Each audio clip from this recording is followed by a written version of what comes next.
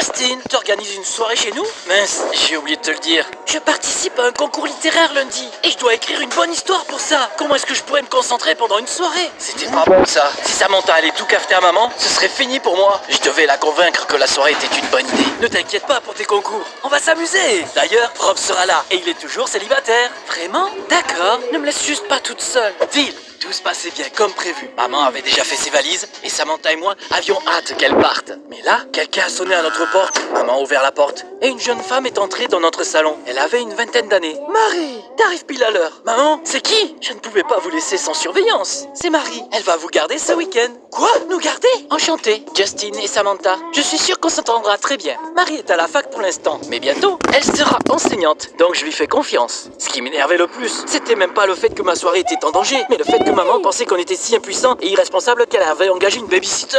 Maman, on est grand, on n'a pas besoin d'une babysitter.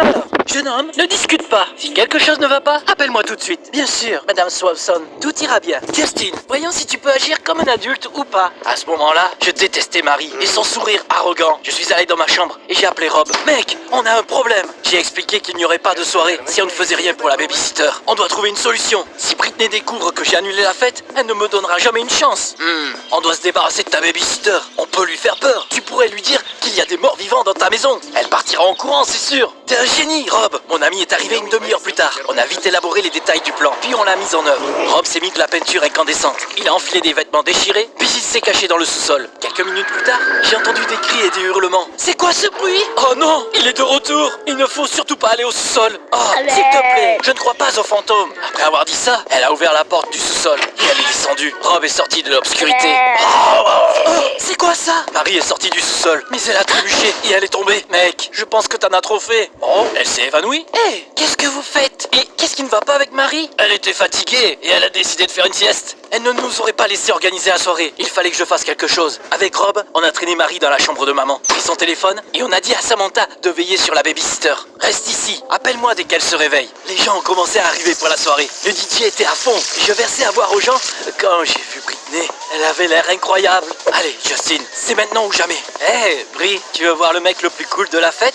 Ne t'inquiète pas, je vais le trouver moi-même. Mec, tu dois être plus assertif. Les filles adorent ça. J'allais encore draguer Britney quand Marie est sortie de la maison. Elle avait changé et elle ne ressemblait plus du tout à une babysitter. Maintenant, elle portait une tenue de soirée et un maquillage voyant. Et elle ressemblait à une personne complètement différente. La soirée peut commencer, les gars. Elle a pris un verre et elle s'est lâchée sur la piste de danse. Il lui est arrivé quoi? J'ai couru dans la maison et j'ai trouvé Samantha. Je ne sais pas ce qui ne va pas avec Marie. Je l'ai laissée seule une seconde et quand je suis revenu, elle était déjà comme ça. Il y a un problème avec notre babysitter. C'est qui en vrai? Avec ma sœur, on a décidé d'en apprendre plus sur Marie. Son nom de famille est Smith. Regarde, la voilà, Marie Smith. Étudiante d'université en formation pour devenir enseignante. A été admise dans une clinique psychiatrique avec un trouble de la personnalité partagée. Elle a reçu le traitement dont elle avait besoin. Quand tu lui as fait peur, Marie a dû changer et devenir une personne complètement différente. Peu importe, au moins maintenant, on n'a plus à avoir peur qu'elle ruine la fête. Et puis, la musique est montée tellement fort qu'elle a fait trembler le verre des fenêtres. Je suis sorti de la maison en courant et j'ai vu notre babysitter folle debout devant les platines. Hé, baisse le volume! Les voisins vont appeler la police. Fais pas ton rabat-joie. On s'amuse là.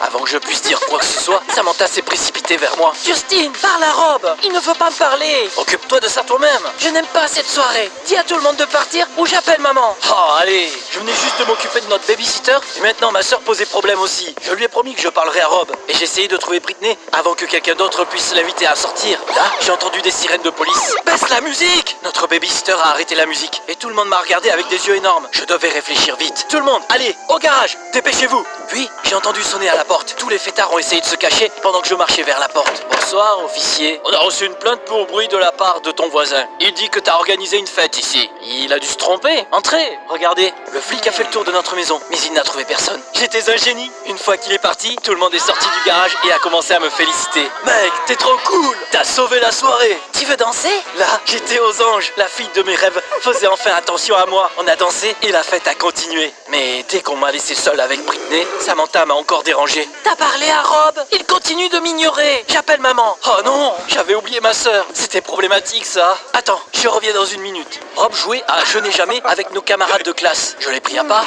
Mec, pourquoi t'ignores Samantha? Tu sais qu'elle t'aime bien.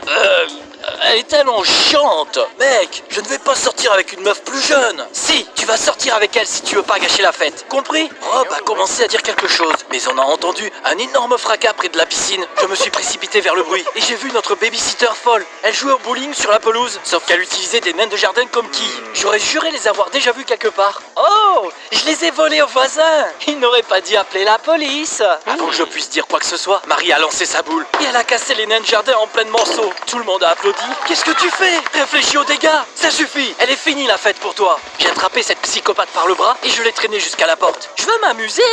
Amuse-toi bien ailleurs. Je lui ai claqué la porte au nez et j'ai retrouvé Britney. Hé, ma belle, je t'ai manqué? Justin, t'es un mec cool. Alors pourquoi tu te comportes comme un crétin? C'était inattendu. Je suis devenu rouge comme une tomate. Mais Britney m'a pris la main et elle m'a mené sur la piste de danse improvisée. Les filles n'aiment pas les gros durs. On aime les gars confiants. Sois toi-même. Comme si c'était facile ça. Je voulais te dire que je suis... À ce moment-là, j'ai entendu quelqu'un se disputer. J'avais l'impression d'avoir déjà entendu ces voix. Attends une seconde, je reviens tout de suite. Comme je le pensais, c'était Samantha et Rob. Pourquoi tu ne peux pas me laisser tranquille, sale gosse? Hé, fais gaffe, mec. Je suis là parce que j'aime les soirées. Vous êtes tous les deux des losers. N'ose même pas t'en prendre à ma sœur. Il était allé trop loin et je lui ai donné une leçon. Rob s'est avéré être un menteur. Comment ça se fait que je n'ai jamais vu que c'était pas un bon ami? Tous ceux qui ont vu cette scène ont commencé à applaudir. Et Rob n'avait pas d'autre choix que de partir. Tu vas le regretter. Quelle soirée. J'étais sur le point de retourner voir Whitney, mais notre voisin, Monsieur Brown, a couru dans notre cour, à en juger par son apparence. Voici le bon plan du moment. La semaine dernière, j'ai acheté cette lampe sur TV et j'ai économisé de l'argent. Je vous explique comment.